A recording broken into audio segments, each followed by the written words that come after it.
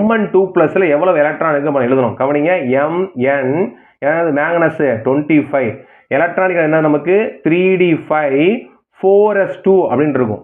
உங்களுக்கு இருக்குது என்னது Mn2+, அப்ப 2 எலக்ட்ரான் வெளியே போயிடும். சரிங்களா?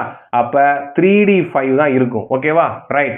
இப்போ இதைத்தான் நீங்க என்ன பண்ண போறீங்கன்னா இந்த கிறிஸ்டல் ஃபீல்டில் இருக்கக்கூடிய ஆக்டாஹெட்ரல் காம்ப்ளெக்ஸுக்கு எலக்ட்ரானிக் கான்ஃபிகரேஷன் எழுத போறீங்க. எழுதலாமா? நமக்கு 2 விஷயம் இருக்குங்க. என்ன அப்படின்னா T2G இப்படி தான் இருக்கும். நான் இருக்கா உங்களுக்கு இந்த படம் நான் இருக்கா? T2Gன்னு ஒன்று இருக்கும், இன்னொன்று வந்து EGன்னு இருக்கும். ரைட்.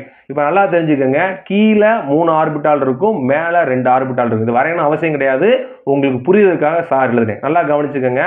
நீங்கள் இருக்கிறது வந்து என்னது ஸ்ட்ராங் ஃபீல்ட் லிகானில் இருக்கீங்க. அப்போ ஸ்பிளிட்டிங் அதிகமாக இருக்கும். ஸ்பிளிட்டிங் கிரேட்டராக இருந்துச்சுன்னா என்ன பண்ணாது, மேலே தூரம் போகாது, கீழே போய்க்கும். அப்போ என்ன நடக்கும் கவனிங்க, எலக்ட்ரானிக் கான்ஃபிகரேஷன் T2Ge5 Eg0. இதுதான் உங்களுக்கு 5th கொஸ்டினோட ஆன்சர். சொன்ன